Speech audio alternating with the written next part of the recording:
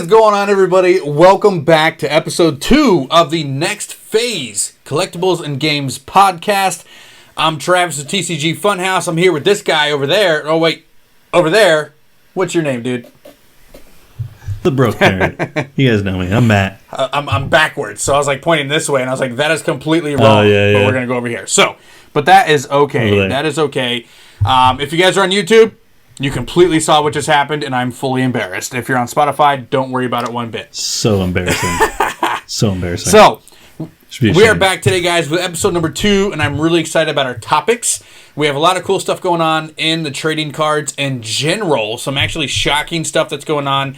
A lot of rumors happening at the same time. And we're going to have a little market update on Pokemon cards, as long as some Magic the Gathering at the same time. So, I'm really excited, Matt. What are you most excited to talk about today? Honestly, I'm pretty pumped about all of it, but there were some pretty crazy rumors that are going around about Magic the Gathering right now. So if you're into Magic the Gathering, you're going to want to stick around for that. Yeah, you were telling me about it. You know, I'm a Pokemon guy through and through.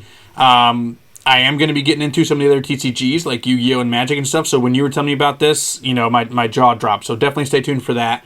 But first things first, we are going to talk about Pokemon printing more cards, allocations, and just kind of a little market update on Pokemon TCG right now. So let's go ahead and dive right in.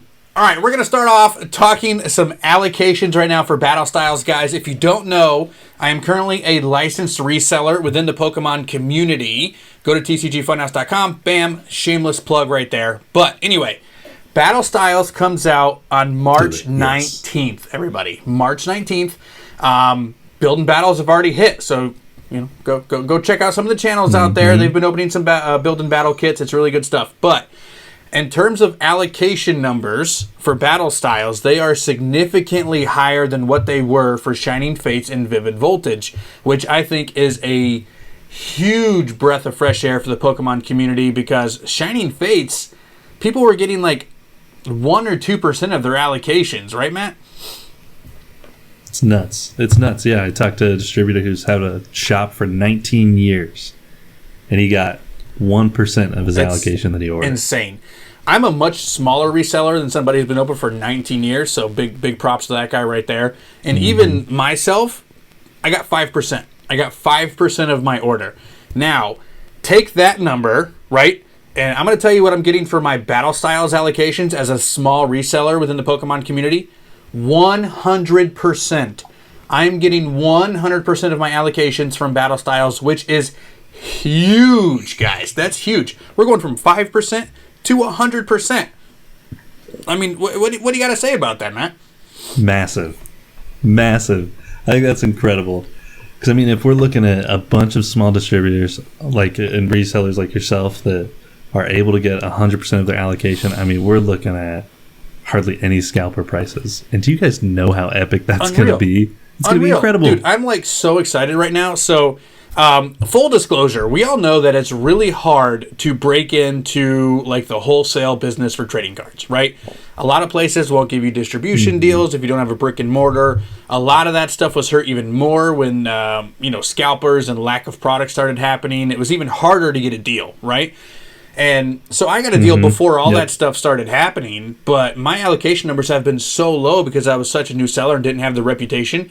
I am over the moon getting 100% of my requested allocation. So I'm extraordinarily happy, guys. Check out TCGFunhouse.com.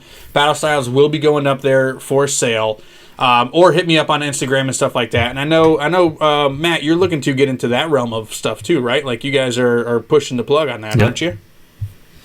Yeah, we got our business license all cracked down, and this probably this next week we're going to be talking to distributors, start getting that worked out. Absolutely awesome, dude. Like it's so cool, man. Stuff's happening for us. I'm excited. So I appreciate all you guys who are listening right now. So anyway, but we're going to start talking about market conditions, right? So market conditions on other products. So not necessarily Battle Styles, but Matt, you saw something that piqued your interest over the past couple of days for Shining Fates, right? Hit us with some knowledge. I've been running some market analysis kind of things on Shining Fates. You know, it's a data analyst in me. That's part of what I love to do. So I watch trends of products and stuff like that. The the Shining Fates ETBs, you know, we all saw them jump up to about 175, 200 for a few days. And that was scary as heck. Insane. Like, I was almost peeing my pants because I was so scared. And nobody wanted to pay those prices. No. But if you look right now, ETBs are selling at about 100, which is still ridiculous. But it's only 100 now. That means in like about a week and a half, right? Would you say, Travis? For what? About a week and a half they dropped. Oh yeah. There's going to be, which is fast. There's going to be a lot more waves coming as well. So if we're still effectively in the first wave of Shining Fates, right? So we did get the premium collections. I think we just drop. hit the second wave. The second wave was the first wave of the premium collections and the 10s. The second wave of the That's ETBs. True. That's true. So yeah, it was a second wave of ETBs. So, but the more Shining Fates product that starts coming out, like the prices are just going to go down. So don't go buy those ETBs at $200 at $175 because the value is just not there. We're going to have at least two or three more waves coming. You know, I mean, if you look at the value of the cards too that are in the set, if you go to like TCG Player and look at the shiny vault from there. Shining Fates, the card prices are just tanking. Even they're the Zard. So low. Yeah, even the Zard. Yep. The Zard dropped down to $450. It was sitting up at $700 for a little while, but it's down to $450 now, and it's still continuing to drop. So again, you know, this is the scalper flipper mentality, and what's really bothered me the most is watching local stores sell their ETBs at $150 because I've seen reports. Big shout out to my local store. You know, they only went up to $60, which I'm completely fine with a $60 ETB. On a local sale. Support your local shops, guys, for sure. If they're putting them out for $60, $65, go buy them because they're still doing the right thing for their consumers. Because the one thing, and I'll talk about this real quick for a second, and why I'm okay paying $10 to $15 to $20 over MSRP at my local store, and that is simply because they got way less product on Shining Fates. You know, they're used to getting 30, 40 cases of Elite Trainer boxes that they're selling at $50 a piece. For Shining Fates, they probably got 15. So 10, 15 cases. So it's okay for them to, for me to pay that increase because they got to keep their doors open. I'd rather them keep their doors open and give them a little bit more money than to shut their doors because they just didn't have enough product to sell. So I'm okay with that. But if your local stores charge $150, you need to have a conversation with them. And I mean, going along with that too, I mean, like if they're getting less product, that means they're making less money in general too. So you'd expect them to blow those proportions way out of the water for product. Yep. So the fact that they're not, that's insane. That's a good shop right there. Yeah, absolutely. Absolutely. If you find a store like that, make sure you let them know that you appreciate them too because they love hearing that kind of stuff because sometimes they feel like they're getting taken advantage of by flippers as well. So definitely. And on top of the Shining Fates though, I mean, obviously, Shining Fates is all the rage right now, but there's a couple of other products out there that people have been trying to scalp that people did get their, you know, they get caught with their hands in the cookie jar buying all this stuff for extraordinarily prices that are still just coming out in huge, huge bundles, and that's McDonald's and the cereals, right? I know you were able to find some of the cereal cards. Yep, we found, I think, like 5 boxes. Our local Kroger finally stocked the Cinnamon Toast Crunch ones, which have been out for a little while. But our Walmart, all the General Mills cereal was empty. It was all gone. There was not a single box. Even the ones that didn't have the Pokemon cards in them were gone. That's the vendor not doing their job. Come on, vendor, do better. General Mills vendor, do better. Do better. Or somebody was like, hey, you're not restocking. I'm going to buy all the cereal, so you got to put all the Pokemon stuff out. That's a whole new level of scalping right there. But whole new level. I went to my store. Same as people waiting out at 10 p.m. I went to my store. The opening. Waiting for the cereal guy. I went to my store today. Boxes on boxes on cases on cases of Golden Grams, Cocoa Puffs, and Cinnamon Toast Crunch full of cards. Full of cards. So everybody who bought the entirety of the shelf when Cinnamon Toast Crunch first hit, hope you don't get sick of Cinnamon Toast Crunch because I was able to get good luck. 1 box of each that we're going to eat the cereal. You know, we're a house of guys, a house of boys, me and my 2 boys. We're going to crush out those cereals. Don't you worry about that. Yeah, my 2 boys eat Cinnamon Toast Crunch every day, so the 5 boxes that we got, they'll be gone in like 2 weeks. And McDonald's, dude, after not going... So, story time, right? McDonald's starts carrying Pokemon, Let's hear it. So, we all have been there. We all did it. Pokemon went live at McDonald's Yep. for 3 days in a row. We all had McDonald's for dinner, right? It's just Dude, we had McDonald's for like a week. 7 days straight. We're eating McDonald's. So obviously you get burnt out. So we probably went a week and a half, 2 weeks without eating any McDonald's after that, right? My 3-year-old was asking for some chicken McNuggets. We're like, cool. We went there, and they still had Pokemon cards. So all you people buying the cases and all the boxes of the McDonald's Pokemon cards, they're just going to keep shoveling those to your local McDonald's. They're not going to be worth anything at all. So stop. Just stop doing what you're doing, right? And it's surprising the Holo Pikachu has held its Me value. too. That's for as long as it has. It won't continue that way, though. It won't continue that way. I think eventually it'll go back up. I think pretty soon we're gonna have a big crash on that Pikachu. Big time. There's just so many out there. There's so many of those Pikachus are going to be out there. It's not like, come on, guys. But crazy. Same thing with the cereal Pikachu. There's just so many out there. It's just those cards aren't going to. We opened up a couple packs and got one in each pack. So those are the uneducated people who have come into the Pokemon niche, the Pokemon era, and have not a clue what they're doing, and then just loaded up stuff that they think is going to hold value and be rare, and guess what? It's not going to be. So, no. Fun on that. We all knew it was going to happen. Those of us who have been around for a while, we knew that was going to happen. Yep. And now they can't even sell it because people are like, well, I'm going to get the cereal anyway. Why do I buy just the pack? Yep, exactly. And go buy the cereal for the same price. $3. Then I don't have to pay shipping. $3 for a box of cereal. I get cereal and a pack, or $8 for a pack. If it's on sale, you get it for like $1. That's right. We bought our boxes for like $1 a box. Dang. I got to shop like you, man. Need some coupons. Yeah, couponing. Need some coupons, We're man. so successful. But yeah, guys. So that's just a little bit of a market breakdown on Pokemon right now. Things are getting significantly better. Printing is ramped up. Battle Styles allocations are going to be fantastic. Shining Fates prices are coming down. We're going to have 2, 3, 4 more waves of Shining Fates coming out. I would not be surprised if Shining Fates gets that Hidden Fates treatment to where 2 years from now, they're still printing up ETBs. They're still printing up 10s. Like, I would not be surprised. So don't go ham because, like Matt said, the value in the singles is just not there. If you buy a $200 ETB... If you don't pull the Charizard, you're not getting your money's worth. You totally wasted it.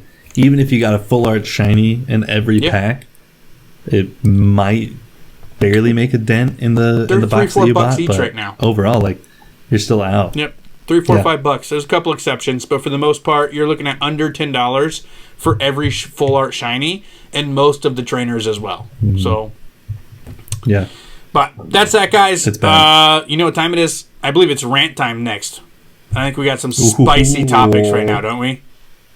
We do. I think we have some topics that, like last time, we are extremely passionate about. So before we get into it, we said that the rants were going to be 60 seconds, and we may just turn this entire podcast into a ranting session. You guys knew it was going to happen. You knew it was coming. You knew it was going to happen. You guys saw how much longer we went than 60 seconds. I didn't even get the first 5 words out of my mouth in 60 seconds. Not. All right, so don't hold us to that 60-second rant minute, but we're still going to call it rant minute today. So we're going to get right into ranting right now. It is rant time here, guys, at Next Phase Collectibles and Games, where we take something that has just been stuck in our craw for, 30 seconds, or maybe even 30 years. Who knows? But it's been bothering us, and we're going to go ahead and talk about it. Matt, what do you have today? All right. We got to talk about gatekeeping in the community. It's getting ridiculous. Guys, there are a lot of people that are trying to get into the community right now. A lot of people.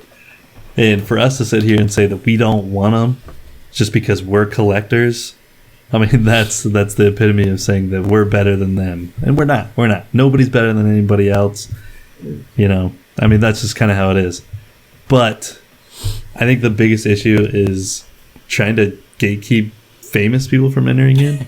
My personal opinion, right? And me and Travis have talked about this a lot. Yep. I'm a very benefit of the doubt kind of person, and you know what? I can't give Logan Paul any crap for wanting to join in to the Pokemon community. Yeah, he's like blowing prices way out of proportion and stuff like that. But that's his deal. But there's no reason for me to say that he can't join the community, because for all I know, he loves Pokemon. And until it comes out of his mouth that he's just like, I don't really care about Pokemon anyway, it's not really my job to say he can't join the community.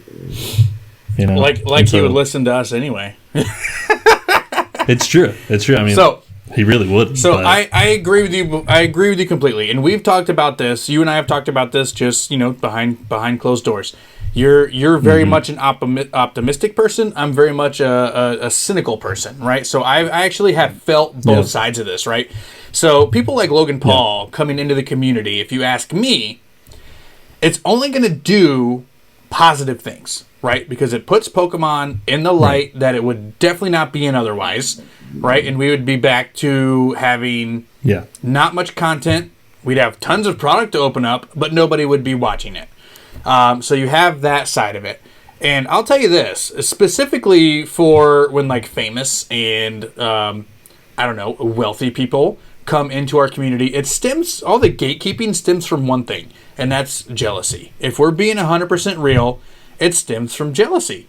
Because, Logan Paul can fart in a napkin and it would get more views than if I spent 365 days perfecting a video. And that causes a lot of stress on people, and what it does is they transfer their struggles and their negative energy, and they target the wrong person, and they're saying this guy shouldn't be here because of XYZ, he's doing this, he's doing that, when really it just comes down to we would all be buying 5 base set first edition booster boxes if we had the ability to do so.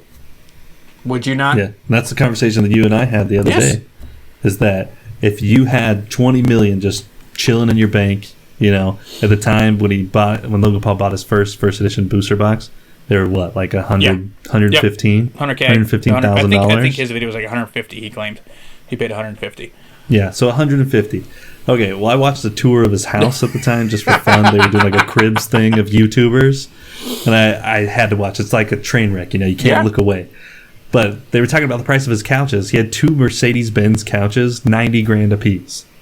So if he's willing to spend $180,000 on something that he puts his butt on, and then, why not spend $150,000 on something that he might actually be really passionate about, that he played as a kid, that he collected as a kid? Plus, it's his job.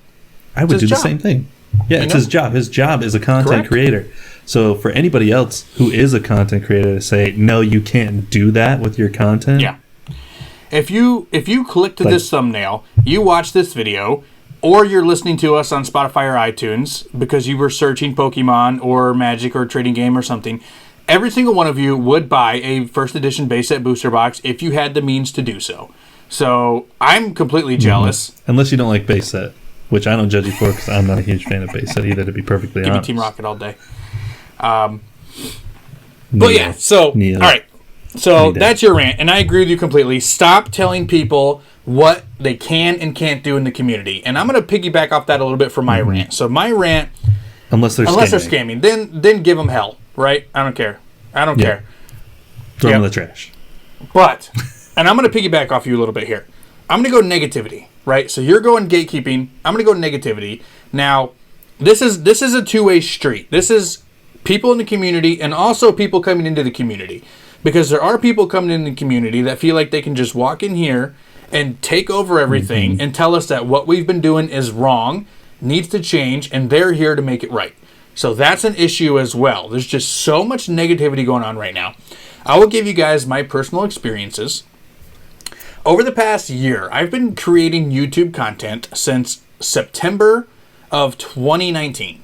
That's when my family, me, my son, and my wife started to make Pokemon-related YouTube content. The community is completely different now. It was full of support. It was full of everything. And I am just now starting to get so much negativity based around my comment section on all my social medias. And it comes from the same thing that you just talked about in the gatekeeping. It's people who think that they know all, be all, and they tell you, like one guy, this is perfect example right here. I opened up an entire case of Pikachu Shining Fates boxes on my YouTube channel. Great video. Right? It was a great video. If you guys haven't watched it, you need to go watch it. It was a great video. Tons of pulls. It was fantastic. I had multiple people post on there. You are the reason why I can't find any at the store. You're the reason why nobody can find products anywhere. You're what's wrong with the Pokemon community. I have never seen these people before on my page. I have never seen these people before on my YouTube channel. I've never conversed with these people. They've never commented on any of my other stuff. I've never commented on any of their stuff. They came out of the freaking blue to tell me that I was the problem with the Pokemon community because they couldn't find a dang Pikachu box at their Walmart. Okay? Yep. Travis, it's all your fault. They don't know crap. They don't know crap. They don't know how many ETBs I've sold and shipped to people in the community. Pikachu boxes I've sold. At great prices. Tens I've sold. And I'm not a gouger. I'm not a gouger. I make sure that I sell MSRP plus shipping. That's my thing. I sell MSRP plus shipping. That's what I do. Aside from like different things of like rare and unique products that are really hard to find, I will put those up because I know they're hard to find. But well, the value's there. The value's there. Like Hidden Fates ETBs. Correct. You got to raise the price a little bit on those because the value. You have to. I mean, the stained glass burden side is basically worth more than the MSRP ETB, right? So you're losing money by selling it at 50 right out the gate. Yep. But for Shining Fates, these people have no clue how many tins I've sold, how much any of the stuff that I've sold and shipped to people in the Pokemon community. And you can ask the Pokemon community that deal with me. They love it. I always ship safe, secure, fast, and I give good prices. Always. Every single time. I've bought from you. And it was great. Dude. Great experience. I highly recommend it to anybody. I appreciate that. Bought a Vivid Voltage booster box from Travis when they got released. Yep. And I do the best Quick that shipping. I can. It's great. And for these people to come on my page and tell me that I am the problem here, I about lost my mind, dude. I about lost my mind. If you're going to go on somebody's page and spew negativity, do some research first. If it's warranted, let them have it. Let them have it. If they shove the 12-year-old out the way to grab the last ETB on the shelf and then try to sell it back to that 12-year-old for $150, let them have it. That stuff should not be warranted in this community whatsoever. But if you're going to go that's bullying on just some random person's page and tell them that they are the problem with the community and that they need to stop what they're doing, they need to do XYZ, what you're doing is unfair, just stop. Take a second to know what you're talking about. Take a second to realize what you're doing and that you could be basically ruining somebody's day. Because, you know, as content creators, we spend a lot of time, a lot of effort, a lot of passion into every video we do, every post that we do. We think about it, we care about it, and then when you just dump all over it because you're uneducated and you don't know what is going on, like, you just don't need to be here. And that's all I gotta say. That's my rant. That's my rant. I was heated. I was hot. I was over it. I'm done. But I'm good now. How do you feel about that, Matt? Honestly, dude, 100% agree with you. I just think that, like, honestly, in life in general, you should not be imposing your opinions on people or your feelings towards people without knowing who they are, what they do, or try to make judgments on them without knowing them. Like, that's just kind of basic humanity 101. You know, they tell you, don't judge people, don't judge a book by its cover. You know, so you see the thumbnail of Travis holding up all the Pikachu V boxes. Yep, that's all they saw. No, it's not his fault. All they saw. He got allocation from a distributor who gave him a certain amount of boxes, and he opened up some for himself, which any of us would do. And, I mean, the rest he sold, which is great. Walmart would not have gotten those boxes anyway. It would have gone to another small-time retailer. Like, that's it. Those boxes would not have gone to Walmart. They wouldn't have gone to Target. They get their own allocation from somewhere else, and that's predisposed to go to them. It's predetermined to go to them. They get a certain amount. Never would have hit the Walmart and then shelves. The rest goes out to distributors. And they just don't get it. And the other thing is, too, and a lot of people don't know this, when it comes to doing like a Pokemon business or a Magic business or Yu-Gi-Oh business or anything, a bulk of the money, a lot of the money comes from selling singles. How am I going to sell singles on the competitive market if I'm not opening anything? If I don't open any product, how am I going to sell can't. singles? Or how am I going to get bulk? How am I going to do any of the stuff that makes a TCG business run if I don't open anything? It's still part of the business. Well, also, too, as part of the business, you know, especially from our perspective, that part of the business is crucial to the advertising and marketing for your business. Facts. To open up the product, show what you have, show how awesome Facts. it is, and then move on with it. Why do you think Leonhardt, People need Real to see what you Breaking got. Nate, Evolutionaries Pokemon, Super Duper Danny, Ando, why do you think all these people get product from the Pokemon Company to open on their videos before release? It's marketing. It's freaking marketing. Yep. And the thing is, too, is all of those people go to the store and buy a lot of the product. But we don't hear about the people in the comments section of them that are just trashing them. And they're like, you're the reason for the problem in the community. Yep. Well, I mean, aren't we all trying to do that, too? Because I guarantee all those people that are making the comments are going to the store. And if there were 6 ETBs on the shelves, they'd go buy 6 ETBs. They would. We talked about that earlier. Name me somebody who's walking into the store, who's in the business, or in the community, content creator, anything. Big collector. Because if you're a big collector, if you're putting together decks, right? Because I know a lot of people who like to put together decks just on cards that they pull at the same time. Yes, they go buy singles to make decks competitive, but they want to build stuff. But it's also fun to open the packs. Yes. If you walked into Walmart today and found 4 Hidden Fates Elite Trainer boxes on the shelf, are you going to grab one and just go, I really hope that these 3 boxes are spread out between nice old chaps in this community and some nice kiddos who are looking to get some nice Pokemon cards?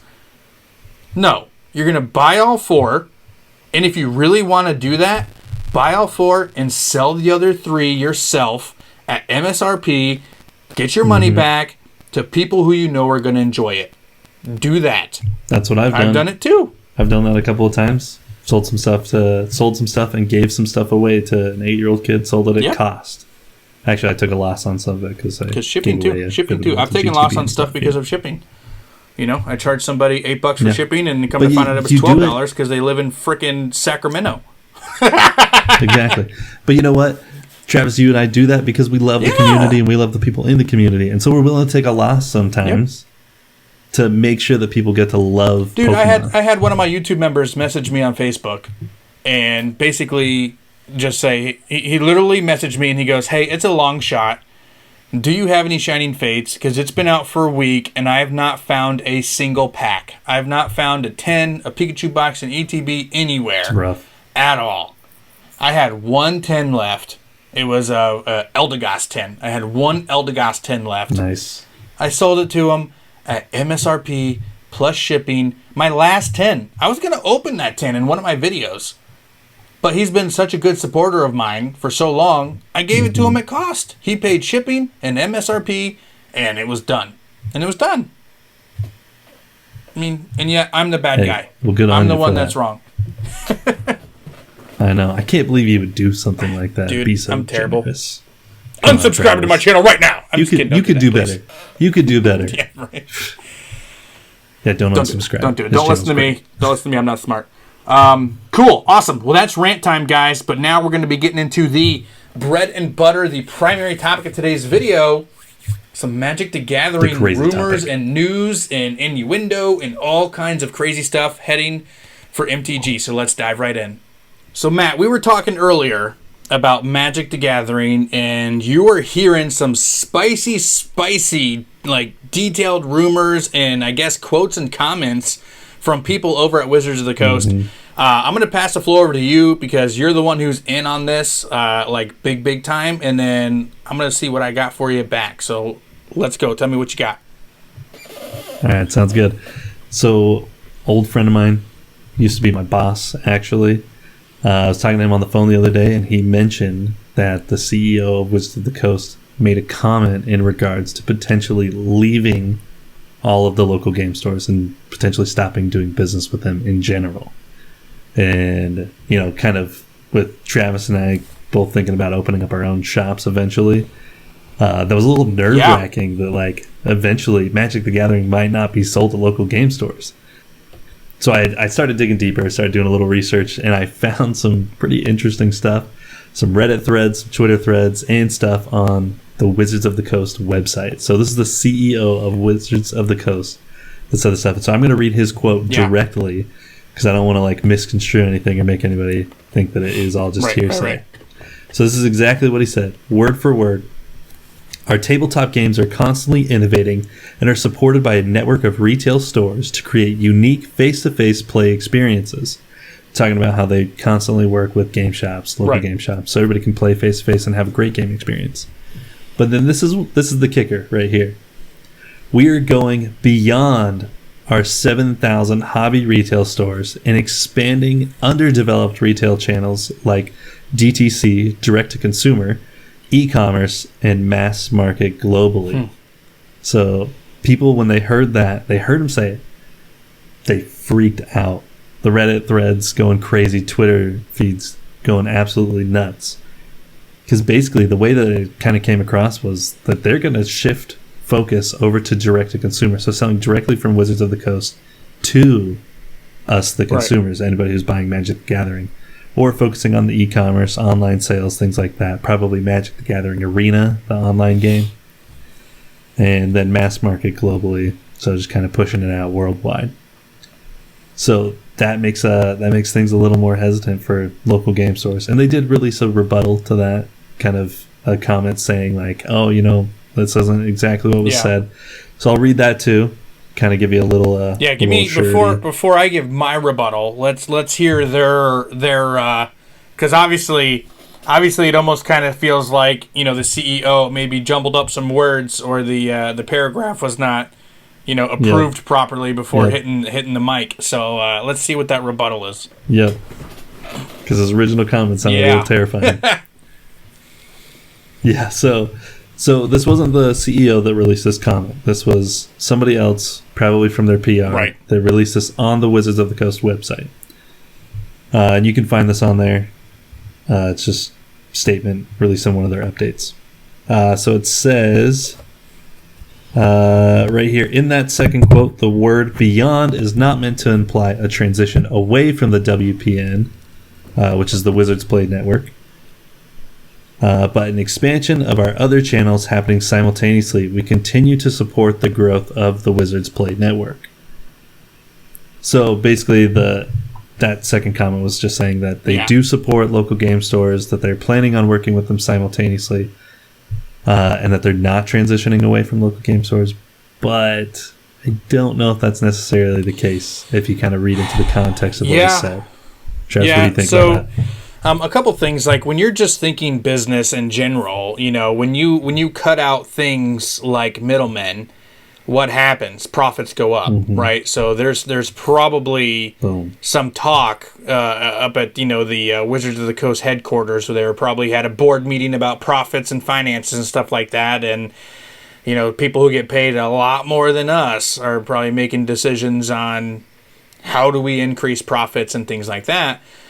Without cutting jobs, and basically their idea is to minimize third-party middleman services, right? Because profits go up, product stays the same. So that's probably where all this stemmed from. I do have a question for you in regards to this, right? Because business, when you're just talking business, it makes sense. In terms, because you've had firsthand experience at this, for a local LGS store, what percent of the trading card business do you think belongs to Magic, right? We have Pokemon, Yu-Gi-Oh!, Flesh and Blood, all these other smaller ones as well. But Magic is pretty dominant, is it not? Yeah. I mean, it depends on the shop, because there are some shops that are focused primarily on Pokemon. Right. There's even a couple that are primarily focused on Yu-Gi-Oh! I don't really know how that works. You know, no offense to Yu-Gi-Oh! I love Yu-Gi-Oh!, but I don't know how the shop works. Well, dude, I got a local store around here that's literally focused on Warhammer. So, I mean, I don't know how that one survives, but they see that makes sense. That's actually a huge community, huge community of people that go in and play diehard fans. But So going along with that, so in case you guys didn't know, I worked at a card shop previously, pretty big one. And I'd say roughly 85% of our business was Magic the Gathering. That's insanity. 85% of sales. And again, Magic that would Gathering. vary, like you were saying, that would vary from shop to shop. But I know that in terms of people who play competitively, Magic is definitely the torchbearer in terms of trading card games to play. I think Pokemon may be, neck and neck with them in terms of collectors and people who want to just collect the cards and not play. But I think that's a good point. I think slightly debatable. We can bring that up in a second. Yeah, absolutely. But yeah, so that's huge. So, I mean, if you're one of those people that is looking to open a local brick and mortar like both of us here on this channel right now, and we're both taking the steps we need to, that could be an absolute game changer. Because direct to consumer is huge. That's absolutely huge. Even if they're looking at... Massive. Because we talked about it, a little bit before we started recording this, and that is they're not going to be... They said they're going to expand along with what they're already doing. But if they're already printing like more than they really need to be printing. I know a lot of the Pokemon fans here are sick of seeing Magic stuff in the slots where the Pokemon belong. Like, that's what's happening. So for them to print more, to expand more, it's going to kill the value of their cards. It's going to absolutely kill the value of their cards. So more likely what's going to happen, that we talked about a little bit, was they're going to be moving the product. They're going to be moving the product from the retailers and from the local stores to this new expanded network, direct-to-consumer that they're talking about.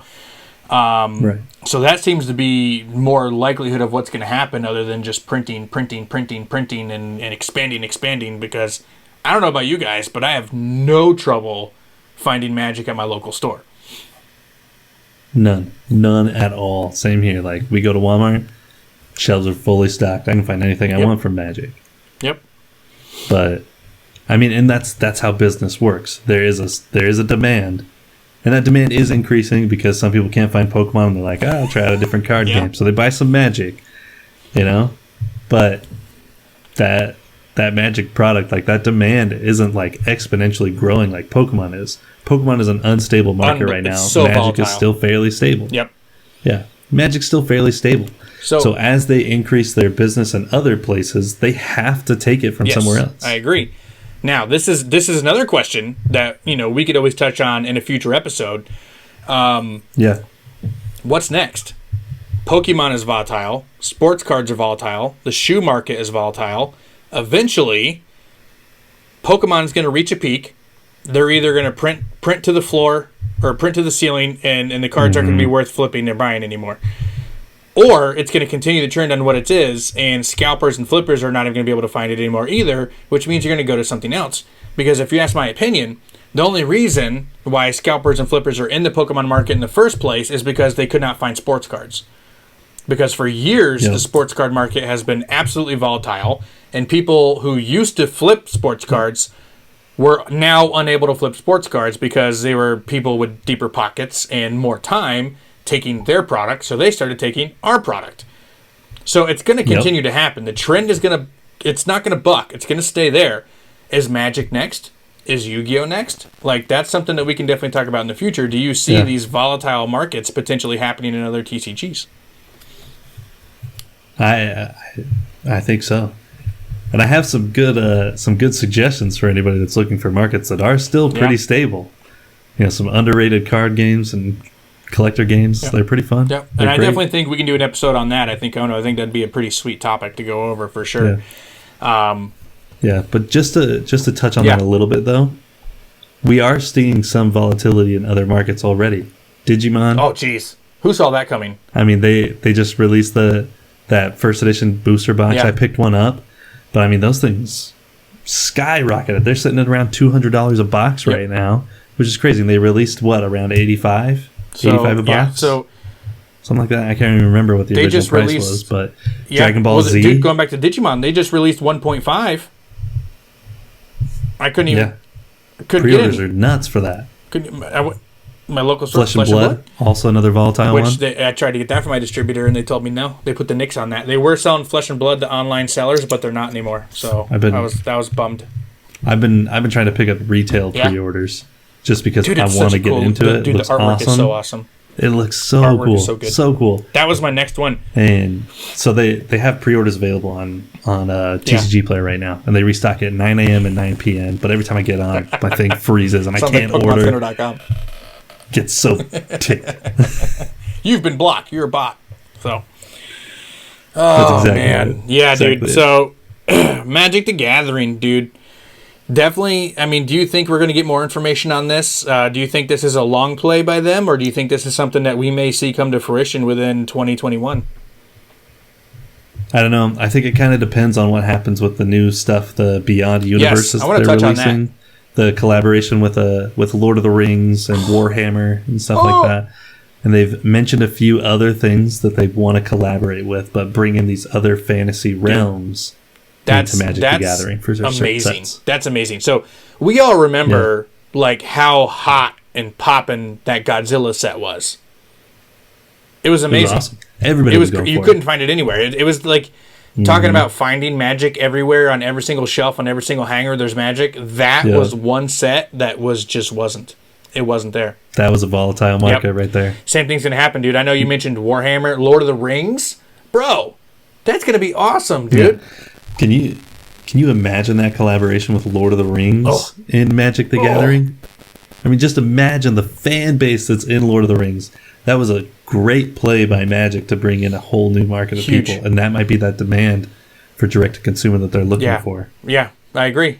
Bring a ton of people in that'll buy straight from them. So, speaking of, before we go to our questions, right? Because we got questions next. We're going to be doing some questions. Let me ask you this: collaboration beyond Magic, one that's not been announced. What would you like to see? So I mean, they did like a fairy tale collaboration with Throne of Eldraine. And that was pretty cool. I honestly could see them doing something with like Disney. That'd be so dope. Because it is fairy tale related, but I could see something Disney related. That'd be dope. It'd be kind of cool. I mean, I like. You know Disney. what I want to see? I mean, Magic collaboration. And I was big into this when it was out. I was big into this TCG when it was out. World of Warcraft. A Warcraft. Ooh, yeah. Warcraft Magic collab. Dude, I had tons. Cool. I still have them. I still have binders full of the Warcraft TCG back when they were making it. Totally fizzled out and bombed and stuff, but dude, it was dope. I had so many cards. I collected binders and binders full of those cards. I would love to see that. Yeah. Let's see a Pokemon collab. Let's see a Pokemon collab. Yes! Give us some of them.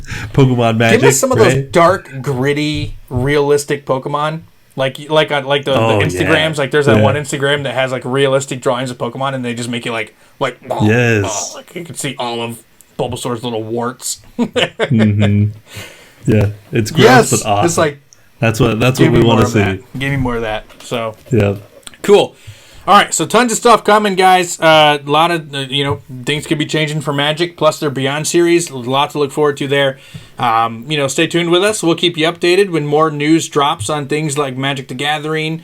Yu-Gi-Oh, Pokemon. We're all going to be down on that kind of stuff. So make sure you guys stay tuned with us here, Spotify, iTunes, and here on YouTube as well. But we're going to be getting into some questions next. I asked you guys on my social medias some questions. I got a couple that came in. I know Matt did a poll that we're going to talk about as well. So we're going to dive right into that right now. All right, guys, it is that time in the episode where we like to make room and time for questions from people who watch and listen the podcast. So we got a couple here. It's only our second episode, so we're a little bit light on the questions, but hey, it's a lot more than episode number 1, so I am happy about that. So, Zach, over on Instagram, wants to know, what is the most underrated set from the XY era? Floor is yours. Easy, 100%. Primal Clash, dude. Primal Clash. I you love stole my answer, Primal bro. Clash. You stole my answer, but I'm going to be right there with you. Go for it. I love it. I mean, there's like these weird full art artworks in there, where the artwork of it is just super unique and really cool, and they're not even the hits. Like you get them as just commons and uncommons, and then the full arts are insane. Like the the Primal Kyogre EX, the Primal Groudon EX, and there's a couple of versions of each one, and they are insane. They are so cool. Just the most epic things I've ever seen in my life. Yeah, Logan, my 3-year-old, just pulled the Primal Kyogre full art, EX full art from Primal Clash the other day. Because we use packs as like good rewards for him when he's like good at school and does the right thing and uses manners and stuff like that. So he loves it. He loves it so much. And he pulled the Primal Kyogre EX, and it's a chef's kiss, mint condition. It's beautiful. The Japanese writing across the top. It's so cool. So cool. Love it. So I'm gonna go around the same era, right? So obviously we got XY as the era in general, but I'm gonna go Breakthrough. I'm gonna say XY Breakthrough is one of my favorite sets, and I'm gonna tell you one reason. I gotta know the reason, because I don't know if I'm on the same page. A lot of people don't like this set. A lot of people don't like this set. Yeah. But I am a huge Mewtwo stan. So I'm all about Mewtwo. I'm all about Mewtwo all day. Okay. So that is the Mewtwo set. I get it. It has Mega Mewtwo X, Mega Mewtwo Y. Like, he's one of my top 3 Pokemon of all time, right? I love it so much. I love Mewtwo. Okay. So Breakthrough is great for me when it came back. I know a lot of people don't like Breakthrough. I don't like Breakpoint. Breakpoint is terrible. Breakthrough. Oh yeah, Breakpoint is trash. Breakthrough. It gives you that there's not much here vibe, but when you pull one of those Mewtwo's, oh my god, it is fantastic.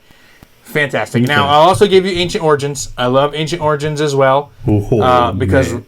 Ancient Origins Rayquaza, bro, the gold border Rayquaza, one of my favorite cards. That was one of the cards that brought me back into Pokemon trading and Pokemon collecting. Buying some packs with my son Brady. And one of the very first cards that we pulled in when we were back at it was that gold Rayquaza full art. Oh, it was so good. It was so good. So nostalgia. Dude, but then I mean, you also, in that set, there's like 5 Rayquazas in there that you can pull. And then you got the Lugia full art. Great set. The Tyranitar EXs, the Mega Tyranitars. Such a great set. Oh, dude, it's a crazy set. That's why the pack prices for that are skyrocketing. Ancient Origins, I could probably say Ancient Origins edges it out, but I'm just such a Mewtwo mark. Like, I gotta go for Mewtwo. So, all right. Question number 2, coming over from Twitter. Cool Squirtle Gaming. Make sure you guys go check him out on Twitter and Instagram and YouTube. Really nice guy. Supports a ton of people in the Pokemon community. So absolutely amazing guy. So go check him out. Both of us. You can double down on that, right? You know for a fact. Oh, yeah. Cool Squirtle Gaming. Awesome amazing guy. All right. He says, what motivated you to become a Pokemon TCG reseller? So we're both in that boat. We both want to make this happen. So what do you got, Matt? Yeah. Honestly, it stems back from when I was a kid, as you know, pretty much everything nostalgic does. I just remember going into a card shop when I was a kid and walking in, and I was like, hey, I'm going to start collecting Pokemon cards. I was super excited, grabbed a few packs, and I walk up, and I was like, hey, I'm buying my first packs. I'm so excited. I'm a little kid. This is so cool. And then the card shop owner was like, hey, you know what? If you're getting into it, we're going to help you out. And then he slaps down a binder, throws in a bunch of the cool sheets that you put all your cards in, gave me some sleeves, gave me a deck box, and then he threw in a couple of packs too. And then he gave me a theme deck. That's what it's all about, man. And it's the theme. I just picked up the theme deck the other day. It's sealed one, the exact same one that I got for free, the Hot Water theme deck from Base Set 2. And thinking about that, like I talk to my wife about it all the time, and just the fact that I want to be that same person that when somebody's getting into the hobby, I want to be able to make the decision and say, you know what? I want you to be able to get into it and just have a blast doing it. So here's a few more packs. Yep. Here's a binder. Here's whatever. And just having that interaction with people and just sharing that love of these hobbies, of these games. Huge game collector, board games, TCG stuff. I mean, you name it, I'm into it. I love it. And just being able to share that with people. I love it, man. I love it. Passion. So, dude, I'm in the exact same boat as you. I'm in the exact same boat. There's nothing better than when you were 5th grade, 6th grade, right? 11, 12 years old, going down to your local hobby store because you just got $20 for mowing the lawn. You bought 5 Pokemon packs. They were like $3 back then. 4 Pokemon packs with your money, and you just went home and you broke them, and you got that one holographic card, you got that Holo Mewtwo, you know, and you were just so excited and want to be able to bring that to kids, to other people who've never experienced that, because it really is, as you can see from my background, from the videos, it's what I freaking live for now. I went a long time. I stepped away from it from a long time, and I can't believe I ever did. I can't believe I ever did. Yeah. You know? And then on top of that, there's nothing better. I've never had this ability, right? I've never had this feeling. But from what I hear, there's nothing better. It's not work if you're doing what you love, right? Mm-hmm. So you don't go to work a day in your life if you love doing what you love, and you're most likely going to do it anyway. That's why I want to open up my own hobby store, and that's why I became an LGS, or not an LGS, that's why I became a TCG reseller, because I want to make my brick and mortar happen. I want to open up a place that's going to buck the trend, right? I want to have people who are not afraid to go in there. They're going to go in there. They're going to be new to the hobby. They're going to be old to the hobby. They're going to be back to the hobby. I don't care. But I want them to walk in that door and instantly have fun. Have fun and enjoy doing what they're doing. Yep. And I'm going to do everything I can to make sure that they're enjoying their product, enjoying the hobby, enjoying the game, whatever they're there for. That's why. That's why. Yeah. Well, I mean, Travis, we look at your background and we see tons of Pokemon stuff. Like, what is that? Like 100 plushies and tons of sealed Pokemon toys and all kinds of stuff just chilling back there. When you put it like that, it's kind of embarrassing, but yes. But is it though? Is it embarrassing, or is it freaking epic, bro? It's epic, dude. Come on. But I mean, like, you see the passion that just radiates off you, that you love Pokemon. Nuts. I mean, how long have you been creating content now? What, like 2 years? Not even. September 2019. Not even 2 years. Yeah. But I mean, you've been creating content. How? I mean, we don't need specifics, but I mean, right. Rhetorical question: how much money have you spent on Pokemon that you haven't made a profit off of? You know, insanity. I mean, you've been forking out money, buying product to open up because you love it. I can't answer that. And so now that you get the opportunity, my wife might listen to this. Yeah. No, I'm the same way. So, going along those lines, I mean, now you have the opportunity to open up a shop and turn something that you absolutely love into the thing that drives your life, that supports you and your family, that allows you to be there for other people, to help them fall in love with something that you've loved your whole life. Unbelievable, man. It's where I want to get. You get to share your passion with them. I know it's where you want to get. And because of all the passion, I know we're both going to get there, dude. We're both going to get there. We're both going to kill it. We're both going to crush it. And I'm really excited to doing brick and mortar collabs with you in the future, my man. It's going to be awesome. Dude, it's going to be great. And when we get there, we're going to take care of the community. Who's coming? Who's coming with us? We'll have barbecues at our places. Bakeries. Bake sale, baby. Come on. Muffins. Cupcakes. All right, what are we doing now? We're getting out of control. We're getting out of control. Yeah, sidetrack. I'm getting hungry. Right? It's late. I'm hungry. Got the midnight munchies. Oreos and milk time. I think I have granola bars around here. I'm starving now. So, you put up a poll on your Instagram.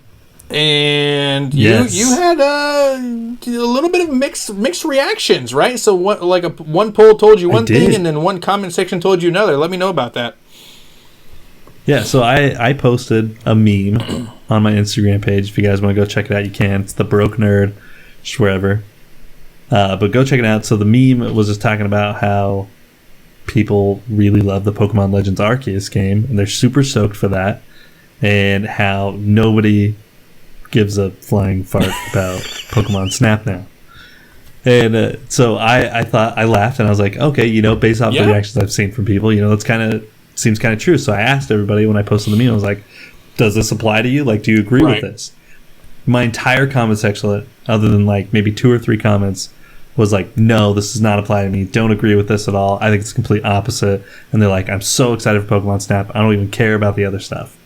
And so I was like, okay, well, I'm kind of interested to know now. So I put out a poll. And I did kind of tournament style kind of thing. So hit me. I had people vote between the Diamond and Pearl remakes and the Pokemon Legends Arceus. Pokemon Legends Arceus won 62%, voted for that, over 38% for the Diamond Pro remakes. I was kind of expecting that. So then I did another one, and I did the Pokemon Snap, the new Pokemon Snap, and the Pokemon Unite, which also looks pretty cool. 63% voted Pokemon Snap. Completely different genre, but still Pokemon. Going to be awesome. Very different genre. It's going to be so cool. We're going to have to do some collabs. We're going to be streaming. We're going to be streaming for sure. Yeah.